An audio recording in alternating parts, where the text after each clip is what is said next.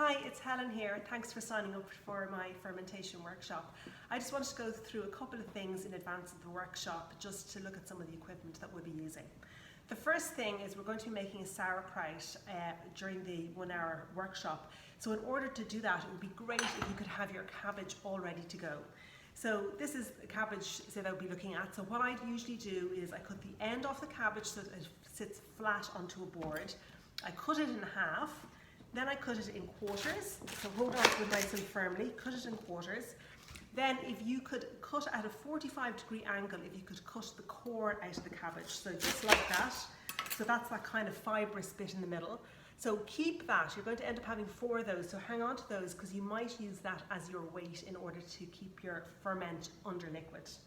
So that's the first thing. The second thing is just to keep a couple of the outer leaves. So even when it's whole or when you've cut in quarters, just to keep some of these leaves. And I'm going to talk about what we'll use those for in a minute.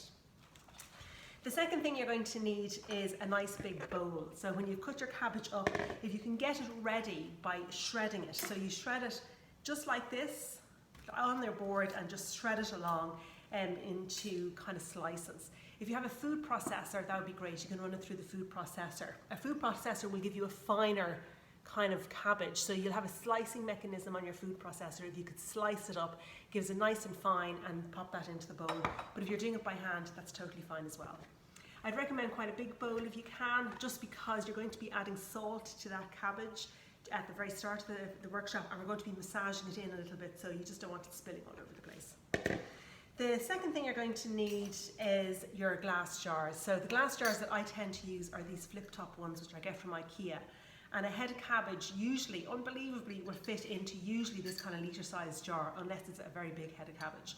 So you can see there that I have one made already, so that's a 1 litre. So it's a 1 litre flip-top jar. As I say, you can get it in IKEA. You can get 2 of the 50 mils ones if you want, or 500 mils. You can get them also in hardware stores in the likes of Woody's. You can get the Kilner brand there. That tends to be a little bit more expensive, or you can also get that on Amazon. So they would be great to have. If you don't have those jars, then you can use jars like this. So these large pickle jars. So you can get them from the likes of Aldi and Lidl. So you'll need a couple of those realistically, or 2 or 3 for 1 head of cabbage, and then for the extra ferment you'll need another jar. So something like that would be brilliant. When we've pushed our ferment into the jar, you can see here that there's kind of like a little bit of liquid up at the top. So it's very important that our ferment is kept below the level of that liquid, and we'll be talking about how we get that liquid into the jar on the day. But in order to keep all the cabbage submerged, because it is quite light, we generally put a little bit of a covering over the top once we've pressed it down. So that's why I'm keeping these outer leaves. So this can be what I'm going to put on top of the cabbage to keep it all underneath the level of the liquid. So it's kind of tucking it in. So you can use an outer leaf like this, or you can use a muslin square if you have it. So if you have old muslin squares around the house, you can just cut those up and that will sit on top in order to just tuck the cabbage in effectively. The next thing we'll need is some sort of weight, and that goes on top of that muslin square or whatever you've used to tuck your cabbage in.